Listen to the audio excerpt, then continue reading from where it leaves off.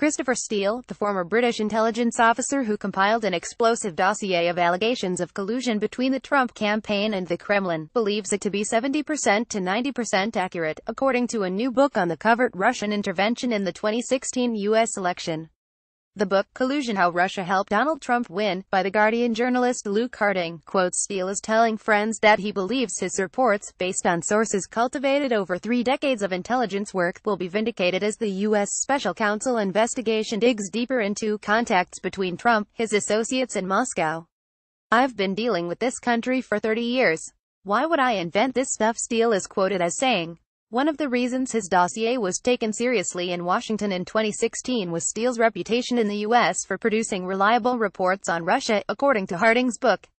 Between 2014 and 2016, he authored more than 100 reports on Russia and Ukraine, which were commissioned by private clients but shared widely within the State Department and passed across the desks of the Secretary of State, John Kerry, and the Assistant Secretary Victoria Nuland, who led the U.S. response to the annexation of Crimea and the covert invasion of eastern Ukraine. The sources for those reports were the same as those quoted in the dossier on Trump, which included allegations that the Kremlin had personally compromising material on the U.S. president, including tapes recorded during a trip to Moscow in 2013, and that Trump and his associates actively colluded with Russian intelligence to influence the election in his favor. Years earlier, Steele shared the results of his investigation of the global football organization, FIFA, with a senior FBI official in Rome that led to an investigation by U.S. federal prosecutors, and ultimately the arrest of 7 FIFA officials. The episode burnished Steele's reputation inside the U.S. intelligence community and the FBI. Here was a well-connected Brit, who understood Russian espionage and its subterranean tricks. Steele was regarded as credible, Harding writes. Quick guide: the story of Donald Trump and Russia comes down to this: a sitting president or his campaign is suspected of having coordinated with a foreign country to manipulate a U.S. election. The story could not be bigger, and the stakes for Trump and the country could not be higher. Investigators are asking 2 basic questions. Did Trump's presidential campaign collude at any level with Russian operatives to sway the 2016 U.S. presidential election, and did Trump or others break the law to throw investigators off the trail? While a majority of the American public now believes that Russia tried to disrupt the U.S. election, opinions about Trump campaign involvement tend to split along partisan lines. 73% of Republicans, but only 13% of Democrats, believe Trump did nothing wrong in his dealings with Russia and its president, Vladimir Putin. The affair has the potential to eject Trump from office. Experienced legal observers believe that prosecutors are investigating whether Trump committed an obstruction of justice. Both Richard Nixon and Bill Clinton, the only presidents to face impeachment proceedings in the last century, were accused of obstruction of justice. But Trump's fate is probably up to the voters. Even if strong evidence of wrongdoing by him or his cohort emerged, a Republican congressional majority would probably block any action to remove him from office.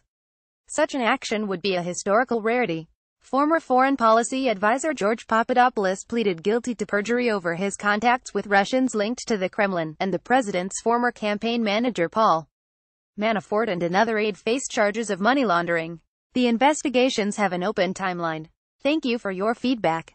The book traces Steele's career as an MI6 officer, sent to Moscow in 1990 under cover of working as the second secretary in the UK Chancery Division at the embassy. While there, the young spy was witness to the 1991 attempted coup and looked on when Boris Yeltsin climbed on a tank in central Moscow to denounce the plotters. Steele left Moscow in 1993 and was later posted to Paris before taking a senior post on MI6's Russia desk in London in 2006. Because his name had been on a list of MI6 officers leaked and published in 1999, he was unable to return to Moscow. But he was chosen to lead the MI6 investigation of the assassination of the former FSB officer Alexander Litvinenko by radioactive poisoning in 2006.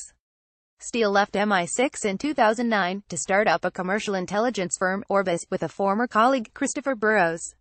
Soon after its founding, Orbis began working with Fusion GPS, a Washington-based company doing political and business research, which commissioned the investigation of Trump in 2016. Steele delivered a total of 16 reports to Fusion between June and early November 2016, but his sources started to go quiet beginning in July, when Trump's ties to Russia came under scrutiny. According to Harding's account, Steele was shocked by the extent of collusion his sources were reporting. For anyone who reads it, this is a life-changing experience, Steele told friends. Steele flew to Rome in June to brief his FBI contact with whom he had shared his FIFA report, and returned in September to meet an FBI team of investigators. He described their response as shock and horror, and they asked him to explain his methods and to pass on future reports. However, as the weeks went by leading up to the 8th of November election, the FBI told him it could not go public with material involving a presidential candidate, and then his FBI contacts went silent altogether. Steele told a friend it was clear he had passed on a radioactive hot potato.